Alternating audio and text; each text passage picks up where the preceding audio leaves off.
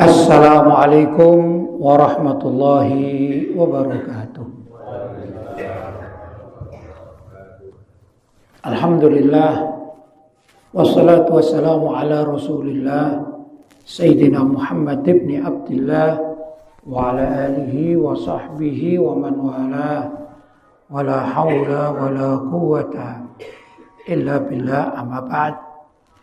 Hadratul mukarramin, ma'asyiral ulama al-fudala, ma'asyiral asatidzah al-kurama, para sesepuh bini sepuh yang dirahmati Allah, hadirin hadirat, bapak-bapak dan ibu-ibu, mudah-mudahan kita semua pagi hari ini mendapatkan keberkahan dari Allah SWT, mendapatkan perlindungan dari Allah SWT, dan juga mendapatkan perhatian serta rezeki dari Allah SWT. Allahumma amin.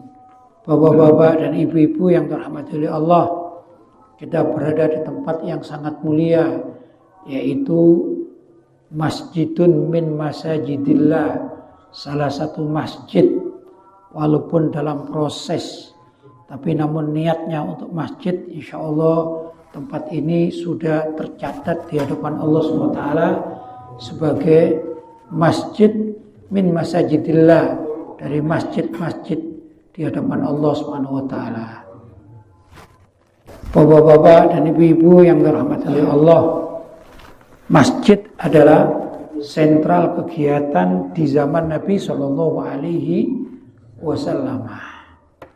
Tatkala Nabi Muhammad Shallallahu Alaihi Wasallam hijrah dari kota Makkah menuju kota Madinah, maka yang pertama kali dibangun adalah Masjid Nabawi. Kemudian dari masjid itulah Nabi Muhammad Shallallahu Alaihi Wasallam menyiarkan atau memperkenalkan aturan-aturan syariat Islam. Tatkala beliau Nabi Muhammad masih di kota Makkah, maka mayoritas ajaran beliau adalah mengajak untuk beriman kepada Allah, yaitu bagaimana tata cara mentauhidkan Allah, memahaesakan Allah, tidak menyirikkan Allah, tidak menyekutukan Allah. Selama 13 tahun Nabi Muhammad SAW berdakwah di kota Makkah itu hanya memperkenalkan siapa Allah. Begitu kurang lebih, ya. Karena itu ayat-ayat Al-Quran yang turun di Makkah kebanyakan adalah tentang sifat-sifat Allah atau ketuhanan Allah. Begitu. Belum banyak Nabi Muhammad berbicara masalah hukum halal dan haram. Selama di mana? Di kota Makkah. Berapa tahun? 13 tahun. Nah, tatkala Nabi Muhammad SAW diperintahkan untuk hijrah ke kota Madinah, dan umat Islam sudah semakin banyak, bahkan keimanan mereka semakin kuat, Nabi Muhammad hijrah, pertama kali yang dibangun adalah masjid. Dari masjid itulah Nabi Muhammad SAW menerangkan tentang kewajiban bersyariat. Begitu ya. Bersyariat itu apa sih itu? Mungkin kita akan lebih mudah mengatakan bersyariat itu adalah menjalankan ajaran fikih. Begitu kurang lebih, ya. Fikih itu apa? Fikih itu ya kegiatan kita sehari-hari. Sholat, zakat, puasa, haji. Ya. Itu yang wajib-wajib. Yang sunnah-sunnah ya masih banyak, seperti hadir majelis taklim, begitu ya, bersedekah. Nah, ini kalau ada pembangunan masjid semacam demikian ini, ya, ini juga adalah termasuk apa? Pekerjaan atau amalia yang diajarkan oleh Nabi yang sifatnya sunnah, begitu. Nah, dalam satu kondisi kita membangun masjid, kalau sudah banyak masjid-masjid atau musola-musola yang lain, maka hukumnya sunnah. Tapi di suatu wilayah yang sekira di wilayah itu sudah memenuhi syarat untuk diwajibkan sholat Jumat. Jumlah masyarakatnya sudah terpenuhi. Orang-orang yang wajib sholat Jumat juga sudah memenuhi syarat. Di tempat itu tidak ada masjid yang berdekatan yang melaksanakan sholat Jumat. Sehingga warga tersebut kesulitan kalau akan melaksanakan sholat Jumat. Maka di tempat itu membangun masjid hukumnya wajib. Yang demikian ini sesungguhnya dulu diterangkan oleh Nabi Muhammad SAW tatkala beliau berada di kota Madinah. Nabi Muhammad itu setiap hari bahkan setiap saat menyampaikan wejangan-wejangan, pesan-pesan atau mau menyampaikan syariat Islam. Tatkala beliau di kota Madinah, mayoritas disampaikan itu di Masjid Nabawi. Jadi Masjid Nabawi itu adalah sentral dari pendidikan, gitu ya. Bahkan di beranda masjid, karena saat itu Nabi Muhammad bisa dikatakan bahasa kita aktif, ya. Di Masjid Nabawi itu aktif. Akhirnya satu orang dari kalangan para sahabat izin bermalam di beranda masjid. Begitu. 1, 2 antara lain Sayyidina Abu Hurairah, ada juga di sana namanya Sayyidina Salman Al-Farisi, ya, kita sering dengar namanya. Ada juga namanya Sayyidina Abu Dzar Al-Ghifari. Nah, ini termasuk juga orang-orang yang minta izin kepada Nabi untuk tidur istirahat di beranda masjid. Nah, beranda masjid saat tersebut diistilahkan dengan Ahlus Suffah, orang-orang yang menempati beranda Masjid Nabawi. Pada akhirnya di situ sampai kurang lebih jumlahnya 51 sahabat. Nah, itulah sesungguhnya pertama kali pesantren di dunia yang ada. Ya, pengasuhnya siapa? Nabi Muhammad SAW. Muridnya, santrinya siapa? Para sahabat radhiyallahu taala anhum. Mereka ini yang belajar tekun tentang apa saja yang disampaikan oleh Nabi SAW, baik itu dari ayat-ayat Al-Quran maupun dari hadis-hadis Nabi SAW. Bahkan Nabi pun mengatur segala kehidupan itu berasal dari masjid. Begitu, ya. Jadi masjid menjadi sentral kegiatan Nabi SAW. Begitu. Ya ikhwan, jangankan mengatur kehidupan yang kita mengatakan itu kehidupan beragama, berislam, ya, itu seperti ibadah-ibadah kita, pengajian. Ya. Bahkan Nabi Muhammad pun tentu atas perintah Allah SWT itu mengatur kehidupan pasar ini, ya, itu juga sentralnya dari mana? Masjid. Begitu. Nabi Muhammad berangkat mengadakan sidak di pasar. Tahu sidak ya? Apa ini? Meneliti. Mana ini kalau ada orang yang jualan ini yang nakal itu. Paham ya? Di pasar-pasar sidak. Ya kalau zaman sekarang barangkali ya, kalau zaman sekarang di toko-toko itu misalnya ini ada satu produk yang sudah resmi ditetapkan oleh penguasa, misalnya harga beras, misalnya ini ya, harga beras sudah ditentukan, atau harga apa biasanya, bawang, harga cabai gitu ya, ditentukan dari pusat. Kemudian ada 1-2 orang yang mempermainkan harga, kan bisa disidak, bisa diapakan, bahkan bisa ditangkap polisi kan kadang-kadang. Nah ini namanya sidak. Itu Nabi Muhammad pun dulu memulainya dari Masjid Nabawi. Begitu. Mengerti, dapat informasi, oh itu ada yang jualan curang, oh ini, dan segala macam. Jelas ya? Sampai turun ayat wailul lil mutaffifin alladzina idza talu 'alan nasi yastawfun wa idza kaluhum aw wazanuhum yukhsirun. Apa artinya? Wailun, neraka, wail, celakalah, wailun lil mutaffifin, bagi orang yang suka curang. Ya, suka curang. Loh, kecurangan ini diatur loh ya. Dosanya diatur di dalam Al-Quran. Ini ayat-ayat yang menerangkan tentang bagaimana kehidupan Nabi Muhammad SAW tatkala menyidak perdagangan di tengah masyarakat. Wailul lil mutaffifin alladzina idza talu 'alan nasi yastawfun. Kalau dirinya menimbang untuk orang lain, dia minta dicukupi, tidak mau dikurangi. Saya beli kepada orang lain, saya timbang, saya minta kalau 1 kilo ya 1 kilo tepat. Sudah? Nah, itu. Terus wailul lil mutaffifin alladzina idza talu 'alan nasi yastawfun wa idza kaluhum aw wazanuhum yukhsirun. Tapi kalau dirinya menimbang untuk orang lain, kalau tadi orang lain menimbang atau dirinya menimbang dibagi orang lain untuk dirinya tadi ya. Yang ini enggak. Kalau dirinya berjualan menimbang untuk orang lain, maka orang lain itu dirugikan. Gambarannya begini, kadang-kadang terjadi ya di tengah kita ini. Kalau kita kulaan, kita minta harga yang murah, timbangan yang tepat. Betul?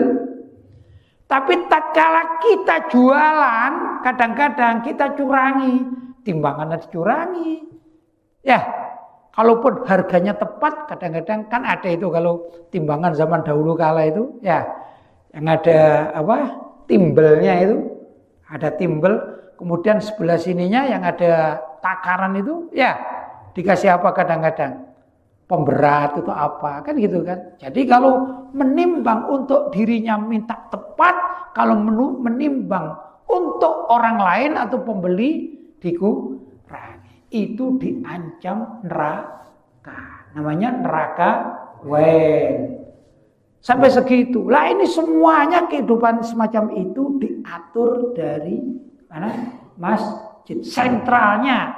Sentralnya di masjid diterangkan oleh Nabi, ya. Kemudian Nabi juga kadang-kadang nyidak. Demikian itu seterusnya sampai zamannya para khalifah. Sayyidina Abu Bakar As-Siddiq, Sayyidina Umar bin Khattab, Sayyidina Utsman bin Affan, Sayyidina Ali bin Abi Thalib. Begitu. Ulama-ulama zaman dahulu kala ini mengatur segala sesuatu itu sentralnya di masjid. Politik pun di sentral. Ini kegiatannya dari masjid. Politik itu politik Islam. Ini sentralnya di masjid. Kenapa? Iya. Coba kalau kita ingat tatkala Nabi Muhammad SAW sakit menjelang wafat. Ya, sakit menjelang wafat. Apa yang dilakukan oleh beliau? Tatkala beliau mau sholat. Ini mau sholat ini ya. Di Masjid Nabawi, tapi badan beliau sudah sakit gemetar. Maka beliau tidak bersedia, tidak berkenan karena tidak kuat untuk mengimami.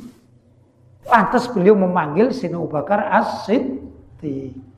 Ya, wahai Abu Bakar, kau ganti menjadi imam sholat gitu, karena beliau Nabi Muhammad sudah tidak berdaya, sakit yang menjelang wafat. Sudah, akhirnya Sayyidina Abu Bakar As-Siddiq menjadi imam sholat. Coba ingat ya, Sayyidina Abu Bakar As-Siddiq menjadi imam sholat. Tatkala, itu beberapa hari ya. Tatkala Nabi Muhammad wafat, para sahabat waktu itu pernah terjadi sedikit perbedaan pendapat. Ya, tapi pada akhirnya mereka aklamasi mengangkat Sayyidina Abu Bakar As-Siddiq menjadi khalifah. Kenapa? Karena beliaulah yang ditunjuk oleh Nabi untuk menjadi imam sholat. Pertanyaannya, imam sholat itu layaknya dan memang perintahnya itu di kantor atau di masjid? Kalaupun di kantor, yang kantornya ada masjidnya, ada musolanya, maka imam sholat itu ada di musola atau masjid. Bukan duduk di mana? Di kantor. Ya dah. Tapi di mana? Di masjid. Apa pertanda di sini? bahwa Islam itu dibangun di kegiatan masjid atau di masjid. Sampai masalah khilafah, yaitu khalifah Sayyidina Abu Bakar As-Siddiq, di mana? Dimulai dari masjid. Nah, ini perlu sebenarnya. Karena itu kalau orang sekarang mengatakan demikian, jangan bicara politik di masjid, itu berarti pelanggaran terhadap konstitusi Islam. Apa ya? Jangan mau dibodoh-bodohi, dibohong-bohongi sama orang, jangan bicara politik di masjid. Nah, kita bicara politik Islam boleh di masjid. Ya itu seperti sekarang ini kan bicara politik namanya. Ya, politik itu apa kan gitu loh? Politik segala macam yang diajarkan dalam Islam untuk menegakkan syariat Islam, itulah politik Islam. Termasuk bagaimana tata jualan atau perdagangan yang baik sesuai dengan syariat. Jelas ya? Kadang-kadang kita kan ada mengatakan, kok di masjid kok bicara politik. Ada gitu ya? Nah itu kita dibodoh-bodohi oleh orang-orang liberal gitu ya. Agar apa? Agar masjid tidak dijadikan sentral kegiatan umat Islam. Nah kita ya ikhwan sebenarnya kalau kita mau ya. Misalnya ada pemilihan RT. Ini kampungnya mayoritas muslim ini. Kalau ada pemilihan RT, itu kalau dimusyawarahkan di masjid, insya Allah RT yang diangkat ini RT yang ahli ibadah. Itu fungsinya. Kalau ada pemilihan RW, insya Allah kalau dimulai dari masjid, musyawarahnya di masjid, bila perlu dibaiat di masjid. Kira-kira cari RT dan RW yang nuakal tukang judi itu atau yang ahli ibadah kira-kira. Cari yang ahli ibadah. Untuk mencari figur ahli ibadah itu tidak ditemukan di pasar atau di kantor, tapi ditemukan di mana? Di masjid. Ya, gimana kalau pesantren? Loh, Masjid Nabawi dulu ada pesantrennya. Tadi sudah saya sampaikan. Masjid Nabawi ada pesantrennya. Namanya pesantren Ahlus Suffah. Kalau pemimpin-pemimpin kita mulai dari RW, RT, apalagi atasnya Kasun ya. Kasun, terus lurah, camat, terus apa lagi atasnya? Bupati, wali kota, terus gubernur, presiden. Itu adalah orang masjidan. Insya Allah jauh lebih amanat. Ini menjalankan roda kehidupan umat Islam akan lebih aman. Nah, tapi kalau misalnya kita memilih pemimpin itu di luar konteks jamaah masjid atau juga jamaah pesantren, yang pesantren ini juga jamaah pengajian, jamaah masjid taklim, lepas dari itu, apa yang terjadi? Kiblatnya adalah orang-orang barat. Yang orang-orang barat itu mayoritas cara berpikir dengan pemikiran non-Islam. Sehingga dibawa ke arah apa? Liberalisme. Liberalisme itu orang yang minta bebas dari aturan syariat. Tidak mau. Ini yang terjadi. Ya. Tapi kalau selagi kita ini segala sesuatu diukur standarnya adalah standar masjid. Wah kita ini umat Islam. Ya insya Allah kita akan diberi oleh Allah SWT ya pemimpin-pemimpin yang sesuai dengan aturan syariat. Begitu. Loh, coba bagaimana ini? Orang yang ahli beribadah, ada ahli beribadah ini. Bagaimana kalau memimpin? Ini figur orang ahli beribadah. Bagaimana cara memimpinnya? Tentu orang ahli beribadah itu berdampak pada apa ya? Rasa takwa, takut kepada Allah. Kalaupun ada orang ahli ibadah, tiba-tiba ini ya, bermaksiat tiba-tiba. Insya Allah karena dia tetap ahli ibadah, tidak lama pun orang tersebut akan bertobat kepada Allah. Tapi kalau orang itu jauh dari masjid, jauh dari masjid taklim, jauh dari pesantren, jauh dari keislaman, apa yang terjadi? Sekali maksiat, dia akan terus maksiat berkesinambungan karena nggak ngerti. Aku itu berbuat dosa atau enggak? Dia nggak ngerti. Maklum orang awam. Begitu ya. Tapi kalau seseorang itu ahli ibadah, takut kepada Allah, min ahli takwa, maka segala sesuatu yang akan dilakukan, bahkan kalau dia menjadi seorang pemimpin, dia akan takut kepada Allah Subhanahu wa taala. Sayyidina Umar bin Abdul Aziz. Nah, ini menurut sebagian ulama Ahlussunnah wal Jamaah bahwa Al-Khulafaur Rasyidun itu sebenarnya bukan 4 tapi 5.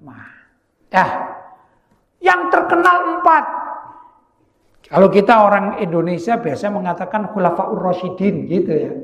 Kalau di bahasa Arab kan Al-Khulafaur Rasyidun, kadang-kadang yang mana maksudnya ya? Bahasa Indonesianya apa?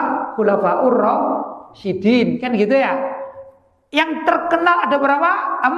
4. Siapa mereka itu? Sayyidina Abu Bakar As-Siddiq. Yang kedua, Sayyidina Umar Ibnul Khattab. Yang ketiga, Sayyidina Utsman bin Affan. Yang keempat, Sayyidina Ali bin Abi Thalib. Ditambah 1 ya ikhwan, Sayyidina Umar bin Abdul Aziz.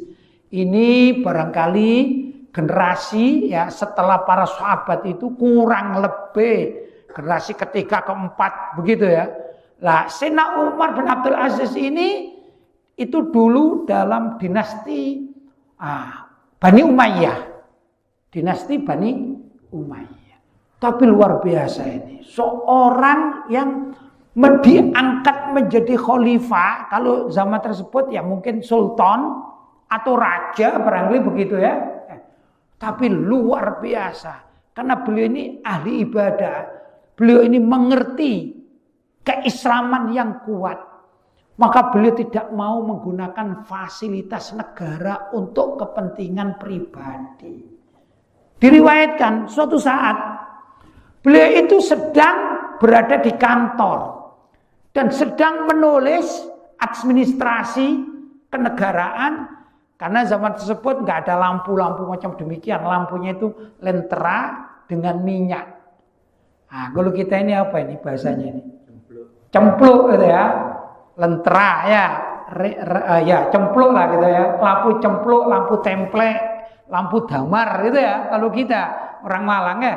Nah, itu kan dikasih minyak dulu, kemudian dihidupkan dengan korek api kan begitu ya. Nah, tatkala Sayyidina Umar bin Abdul Aziz sedang menggarap administrasi negara, berada di kantornya, berkantor. Ini kan fasilitas negara, termasuk minyak. Minyak, lampu templek, lampu cempluk, lentera tadi itu juga minyak yang diambil dari fasilitas negara. Ya, kan sudah maklum, beliau adalah seorang raja, seorang presiden kalau zaman sekarang. Ya, sudah maklum seorang khalifah bekerja di kantor kekhalifahan. Ya maklum menggunakan fasilitas negara. Sudah maklum. Tiba-tiba ya ikhwan, putra beliau itu datang. Ya mungkin ketok pintu, tok. Assalamualaikum. Kalau bahasa sayang ya, bahasa kita. Abah, barangkali begitu. Dibuka ini, siapa itu? Saya, Bah. Oh ya, masuk silakan. Putranya ternyata. Putranya. Ditanya oleh Sayyidina Umar bin Abdul Aziz, "Wahai anakku, kamu datang ke sini untuk perlu apa? Perlu urusan negara atau perlu urusan keluarga?" Begitu. Maka dijawablah oleh siapa? Putranya itu. "Abah, saya datang ke sini untuk konsultasi urusan keluarga." Ingat ya, di sini ya. "Abah, saya akan konsultasi ini terkait dengan urusan keluarga." Sudah. Saat itu waktunya agak malam. Itu mestinya Sayyidina Umar bin Abdul Aziz waktunya pulang, tapi karena pekerjaan kenegaraan itu belum tuntas, beliau tidak pulang dulu, beliau akan menyelesaikan kewajibannya sebagaimana lumrahnya. Apa yang terjadi ya ikhwan? "Wahai anakku, kalau engkau mau konsultasi sama Abah, urusan keluarga, tunggu sejenak. Apa yang dilakukan? Itu lampu lentera, lampu templek, lampu damar, lampu cempluknya itu ditiup oleh beliau, dimatikan. Mati. Sehingga gelap. Kagetlah anaknya. Abah, kenapa lampunya kok engkau matikan? Apa jawab abahnya? Yaitu Sayyidina Umar bin Abdul Aziz. Wahai anakku, kalau engkau konsultasi urusan negara, maka aku berhak untuk menggunakan lentera ini untuk berdiskusi. Tapi engkau tadi mengatakan engkau akan konsultasi urusan keluarga. Perlu diketahui, ini minyak nyawa, lentera, minyak lampu cempluk, lampu damar, lampu tempel itu. Ini adalah fasilitas negara. Aku tidak berhak untuk menggunakannya demi konsultasi masalah keluarga. Begitulah tokoh-tokoh kita, ya, pemimpin-pemimpin umat Islam. Kalau lahirnya itu dari keimanan, lahirnya dari pengertian agama yang kuat, paham agama, aktif di majelis-majelis, senang ke masjid, itu dekat dengan para ulama, maka rasa takut ini akan terbangun. Ya, tapi kalau sama sekarang kan enggak. Sulit begitu. Kadang-kadang ini, mohon maaf, seorang RT, ya, karena sudah berkuasa dalam ke-RT-an, punya anak. Loh, kadang-kadang ini anaknya ini kalau di sekolah itu, mau cari stempel misalnya ya. Kadang-kadang juga menggunakan mangsinya stempelnya punya Pak RT-nya, padahal itu punya warga. Kan begitu ya. Demikian juga lurah. Begitu. Sampai gubernur pun kadang-kadang menggunakan jabatannya itu untuk memperkaya keluarganya. Presiden pun demikian zaman sekarang ini. Mempermasalahkan atau mempersilahkan anaknya untuk maju. Ini juga fasilitas negara. Apa enggak dosa? Kata orang Malang, enggak bahaya gitu ya. Itu besok akan dipertanggungjawabkan di hadapan Allah. Semuanya demikian. Sayyidina Umar bin Abdul Aziz takut menggunakan lentera yang berminyak, ya, minyak untuk lentera. Karena takut berhadapan dengan persidangan Allah, mahkamah di akhirat nanti. Orang zaman sekarang menantang Allah dengan cara berkhianat dalam dunia jabatan. Itu bedanya pemimpin yang dekat dengan masjid dan pemimpin yang jarang pergi ke masjid. Kadang-kadang ya agamanya sama, kalau KTP-nya ya Islam, KTP. Tapi Islam itu kan zaman sekarang kan banyak. Islam yang ahli masjid, Islam yang senang dunia majelis taklim. Tapi ada juga Islam KTP. Kan begitu di Indonesia, ya, di dunia ini. Nah, orang Islam KTP kira-kira masuk surganya orangnya apa KTP-nya bisa-bisa? Kayaknya KTP-nya yang masuk surga. Soalnya apa? Gak kenal namanya aturan syariat. Na'udzubillah min. Ya ikhwan, dalam dunia ini pun perdagangan semuanya ya, mau jabatan termasuk juga tata cara bertetangga. Ini semuanya diatur dalam syariat. Seorang tetangga jangan berbuat curang terhadap tetangganya. Tetangga sebelah jangan. Contoh masalah tanah misalnya. Masalah tanah ini sering terjadi. Kalau seseorang ini di kampung beli tanah, luasnya 10 lawan 10, berarti berapa? 100 meter persegi. Di sebelah sana ini ada tanah kosong, misalnya 1 meter, berdekatan dengan berdekatan dengan sungai misalnya. Loh, kadang-kadang orang itu mengatakan ini kan tidak bertuan, tidak bertuan. Ya, yang penting dipagari aja jadi milikku. Kira-kira itu berkhianat kepada Allah apa enggak? Mungkin tidak dianggap berkhianat di kampung tersebut karena memang ini ada tanah kosong 1 meter nggak ada pemiliknya, ya dah. Tapi kalau dihitung ya ikhwan, dia beli 100 meter, artinya berapa? 10 lawan 10, yaitu haknya. Kalau dia menjorok ke sana sedikit, gak bahaya kah? Katanya ya. Ya bahaya di akhiratnya. Lihat bedanya. Sayyidina Umar bin Abdul Aziz hanya masalah konsultasi keluarga tidak berani menggunakan minyaknya negara. Yuk, bukan minyak-minyak kayak BBM, bukan. Minyak apa? Minyak lentera. Kenapa? Karena takut dihisab di hadapan Allah.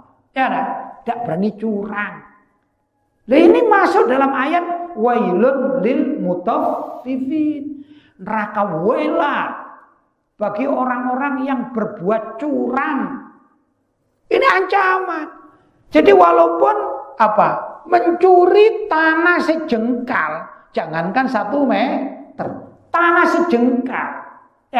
Ini menjadi urusan akhirat berhadapan dengan Allah Subhanahu wa taala. Jadi segala macam apa yang kita lakukan di dunia ini ada aturannya di dalam syariat. Paling tidak kalau kita takut curang, dan curang itu besok diancam neraka, ya jangan sampai kita berbuat curang. Lebih baik gambarnya begini. Kalau kita beli tanah 10 lawan 10 berarti 100 meter, ya. Kita akan memagari tanah kita itu. Mending kita kurangi 1/2 meter. Ya, 1/2 meter. Berarti dari sebelah kiri kita ambil 1/4 meter. Dari sebelah kiri kita ambil 1/4 meter. Sehingga apa? Mending milik kita yang diambil orang lain daripada milik orang lain yang masuk di wilayah tanah kita. Paham ya? Paham Pak? Itu jauh lebih aman. Kenapa sih? Ya itu loh. Karena diancam masuk neraka bagi yang curang. Paham Pak? Paham? Ya. Curang apa saja sudah. Banyak kecurangan-kecurangan di tengah masyarakat. Mohon maaf ibu-ibu. Kalau kita berada di dunia perdagangan, di pasar. Saya tanya, dunia dagang. Ya bukan dagang saja, pokoknya pekerjaan. Masuk juga petani, peternak, ya macam-macam kan pekerjaan orang, termasuk juga orang kantoran, kerja di pabrik. Saya tanya, di kalangan masyarakat ada ndak penyakit yang namanya al-ngentitu? Ada ndak? Apa al-ngentitu? Ngentit. Ada ndak? Ada apa ndak ada? Banyak. 1.000 rupiah ngentit, ada enggak? Di pasar-pasar. Penting ngentit ya. Apa ngentit itu? Menyembunyikan sesuatu yang bukan haknya. Misalnya ya, kalau hitungan. Misalnya kita beli rambutan gitu aja ya. Kita beli rambutan tapi hitungannya hitungan bijian misalnya. Mestinya kita dapat 20 biji, setelah pulang di rumah dapatnya cuma 19 biji. Yang satu biji ini dientit, disembunyikan oleh penjualnya. Itu namanya apa? Penyakit al-ngentitu. Ada Bu seperti gitu di pasar-pasar? Ada enggak? Banyak katanya. Padahal ngentit rambutan 1 buah ini bukan masalah enak ndak enak ini masalah neraka well. Masalah apa? Neraka well. Lah itu wailun lil mutaffifin. Coba orang suka ngentit ini, suka menyembunyikan, suka nakal tadi. Coba kalau dia, gitu ya, dia yang jualan, ya. Maaf. Kalau dia yang beli ahli ngentit ini ya, kok jualannya itu atau dagangannya yang dia beli itu mestinya 20 dapat 19. Marah enggak kalau tahu? Protes biasanya. Kenapa? Dianggap oleh dia semua orang ahli ngentit seperti dirinya. Dia hitung. Ya, ini aku dinakalin ini, kurang 1 biji gitu. Tapi biasanya ahli ngentit itu kalau terhadap orang lain, dia berani ngentit, tapi terhadap dirinya, dia minta untung. Itulah yang dikatakan wailun lil mutaffifin. Neraka wail bagi apa? Orang-orang yang ahli curang ya. Alladzina idza talu 'alan nasi yastaufun. Kalau dia beli dari orang lain minta timbangannya dipenuhi, wa idza kaluhum aw wazanuhum yuhsirun. Tapi kalau dia sendiri yang menjual kepada orang lain, maka kebanyakan dia ini merugikan pihak lain, yaitu dengan cara al-ngantitu atau berbuat curang. Ya, jadi urusan berbuat curang itu bukan banyak tidak banyak, tapi perilaku. Sedikit banyak itu bukan hitungan di akhirat, perilaku itu loh. Jelas ya? Ya perilakunya ini yang menyebabkan diancam. Bukan berapa kilo barang yang dicurangi, bukan gitu. Ya, tapi siapa berani yang curang? Nah ini dalam segala masalah. Mohon maaf ini juga. Ini dunia masjid ini. Nah, saya hanya mengingatkan diri saya sendiri dan juga mengingatkan bapak-bapak, mungkin di sini ada seksi pembangunan, ya. Jangan sampai ngentit uang sumbangan masyarakat, ya, karena urusannya wail, apa wail? Neraka wail. Ya apa itu? Misalnya ini, sini ketua apa ini? Ketua panitia pembangunan masjid atau musola. Sudah? Subhanallah, misalnya saya ini nyumbang pembangunan 1 juta. Pak Takmir atau Pak Panitia, saya menyumbang uang 1 juta. Sudah? Karena saya menyerahkan tanpa saksi. Hanya orang per orang. Sudah? Dan saya menyerahkan itu lillahi ta'ala tanpa minta apa? Kwitansi. Ya dah? Maka oleh ketua takmir pembangunan tadi dilaporkan misalnya saja, kemarin ada orang datang ke sini menyumbangkan uangnya 750.000. Semua takmir yang lain ya percaya, ini uangnya. Kira-kira yang lain percaya enggak? Percaya. Ketua takmirnya ini jujur, ada orang menyumbang 750.000 dilaporkan pada kita. Padahal kalau diteliti atau kalau kita tanya kepada malaikat Raqib dan Atid, itu yang nyumbang 750.000 atau 1 juta? 1 juta. Ya enggak? Orang lain enggak tahu kalau dia apa? Curang berapa tadi? 250.000. Dia aman di dunia ini, aman. Enggak ada yang tahu. Saya datanya ke sini misalnya malam hari ketemu, enggak ada yang tahu. Gak ada CCTV, gak ada. Tapi lihat, orang semacam demikian ini, naudzubillah min dzalik, besok-besok akan diapakan? Wailun lil mutaffifin. Paham ya? Wailun lil mutaffifin. Sebenarnya kalau kita menjadi ketua atau panitia pembangunan, misalnya ini ya, itu kalau kita ada orang nyumbang, bilangnya 1 juta. Dia amplopi penuh.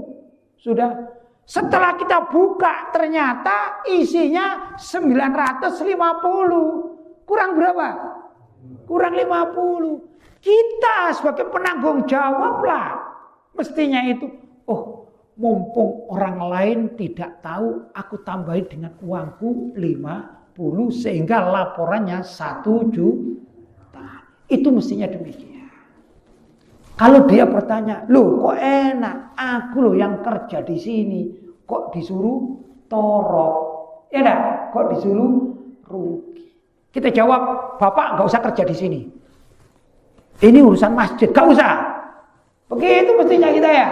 Kenapa? Ini urusan masjid. Ini urusan pembangunan masjid, bukan urusan kerja ini. Paham? Jadi kalau orang minta jadi ketua takmir pembangunan atau panitia pembangunan, misalnya kok masih punya jurus suka almentitu, sebaiknya nggak usah jadi. Karena apa? Dosanya besar di akhirat.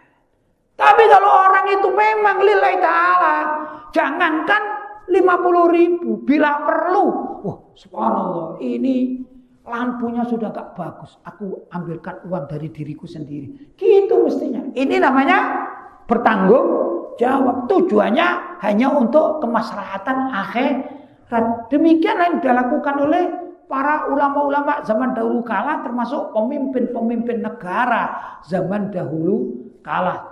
Antara lain tadi Sayyidina Umar bin Abdul Aziz. Ya, takut apa?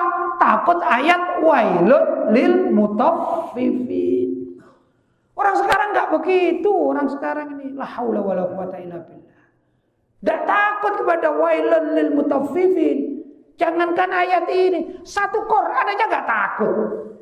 Tinggal semuanya. Apa ini? Ini kitab suci umat Islam. Iya, tapi enggak perlu dibaca. Kenal aja enggak. Apalagi mengamal. Jangankan gitu, masuk musola aja enggak. Jangankan gitu, wudu aja enggak. Terus ya rusak, dunia ini rusak. Kalau dirinya rusak, memimpin umat Islam, rusak enggak umat Islam? Ya pasti rusak. Jelas ya? Karena itu saya berpesan ya kepada diri saya sendiri. Dimanapun kita kalau akan mengangkat seorang pemimpin, mau pemimpin musola. Kalau pemimpin musola namanya apa? Takmir musola. Ya, pemimpin kampung, pemimpin apa? Ya, negara dan segala macam. Cari orang yang paling dekat dengan ajaran Islam. Mau apa? Mengaji, mau hadir majlis taklim, aktif di masjid-masjid, begitu. Insya Allah kalau kita ketemu orang tersebut, mudah-mudahan ketemu seperti Sayyidina Umar bin Abdul Aziz. Yang dipimpin ini akan marem, tentram karena orangnya amanah. Yang memimpin akan selamat dari ancaman wailun lil mutaffifin. Begitu standar kita sebagai orang masjidan, orang majelis taklim ya. Standar kita adalah standar syariat. Dari mana kita kenal syariat? Ya dari ulama-ulama kita, dari dai-dai kita. Kalau kita bisa mengaji dengan kitab, ya kita mengaji dengan kitab. Ya dah. Kalau ada kiai-kiai, ustadz-ustadz mengajar kitab, fikih dan segala macam, ketauhidan, akhlak, adab sopan santun dalam bermasyarakat. Nah, itu kita hadir. Jelas ya? Sehingga takut kalau berbuat apa? Maksiat kepada Allah Subhanahu wa ta'ala. Di antara berbuat maksiat itu adalah curang. Naudzubillah min. Ya ikhwan, kita kembali kepada masalah masjid. Saya tertarik berbicara masalah masjid karena jadi Ustadz Faiz mengatakan ini akan dijadikan masjid gitu ya.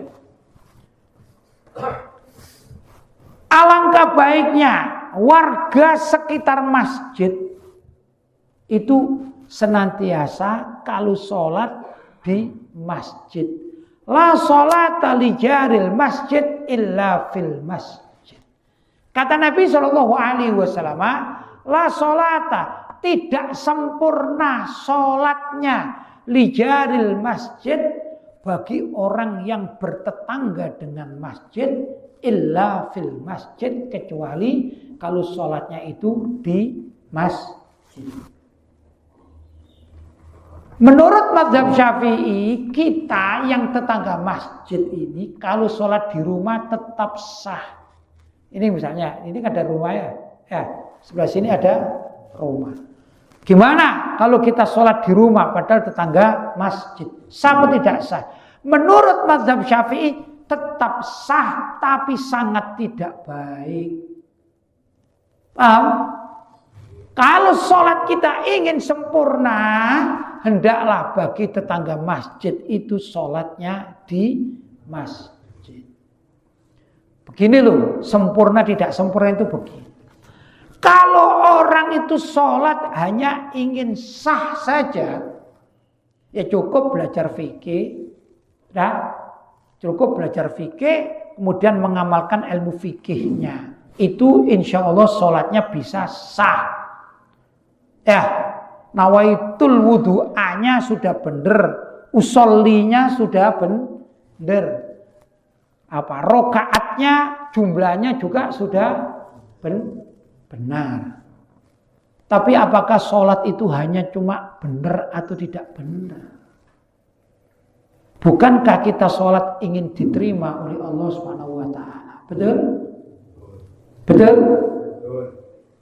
Kita kadang-kadang sholat, Pak. Sholat. Kita sholat di masjid saja. Sholat di masjid saja. Kita yakin enggak sholat kita diterima oleh Allah? Yakin enggak, Pak? Wong kadang-kadang kita sholat di masjid, pikiran kita di pasar, Pak.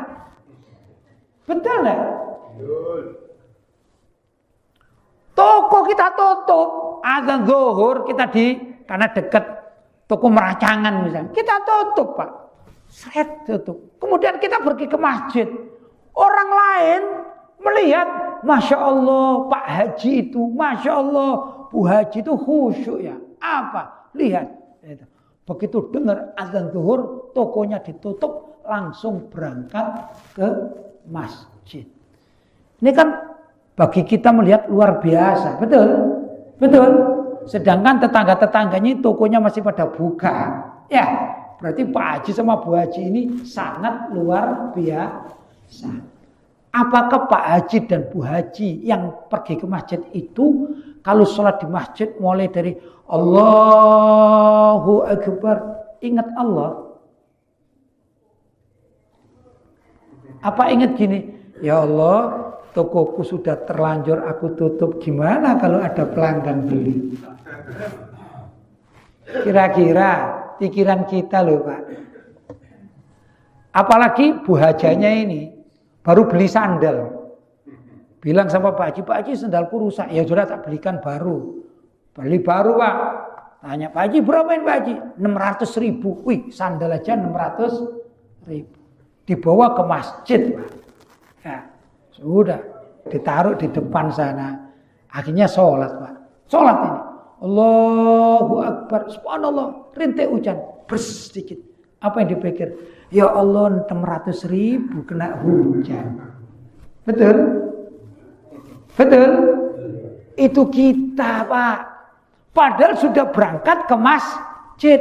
Loh, wong di masjid saja itu masih gitu kita. Apalagi tidak pernah ke masjid. Paham ya? Yang masih pikirannya di dunia kayak tadi itu kalau pergi ke masjid masih untung, Pak. Datang ke masjid dapat pahala walaupun pikirannya pada dagangan. Masuk ke masjid ya itikaf. Nawaitul itikaf ya dal masjid sunatan li ta'ala. Masih dapat pahala, Pak.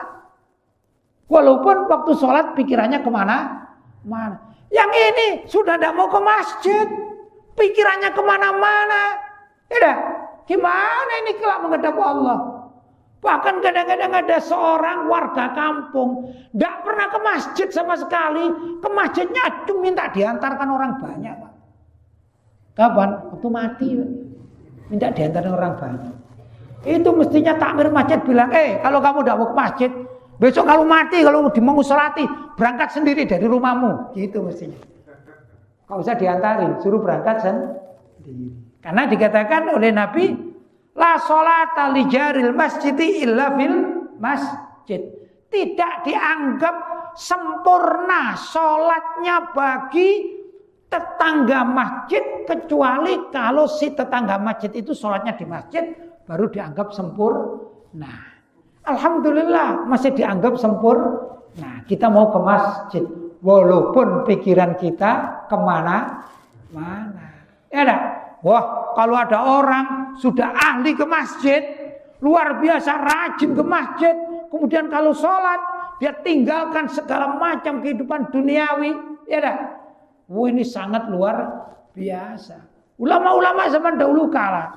Ini kalau ada namanya seorang dari salah satu cucu Nabi Muhammad SAW itu Sayyidina Ali Zainal Abidin, ya. Sayyidina Ali Zainal Abidin. Itu suatu saat beliau sholat di masjid. Sholat di masjid. Subhanallah, pojokan masjid kebakaran. Tatkala kebakaran ini orang pasar pada rame, ya orang toko-toko, wah, ya gimana ini kebakaran? Namanya juga masjid itu bangunan ya, masuk akal. Kalau zaman sekarang ada konslet kan gitu ya, listrik konslet yang lumrah aja gitu, lumrah. Tapi apa yang dilakukan Sayyidina Imam Ali Zainal Abidin, beliau tetap khusyuk sholat di masjid, tidak terpengaruh. Ramenya orang kebakaran disiram sama orang-orang, tidak terpengaruh Pak. Setelah salam, kemudian baru dikatakan, wahai cucu Nabi, kenapa engkau tidak lari? Ada kebakaran. Apa jawab beliau?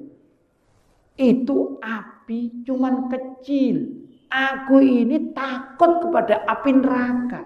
Bagaimana aku sholat memikirkan api yang kecil, sedangkan di hadapan ini api neraka yang jauh lebih besar.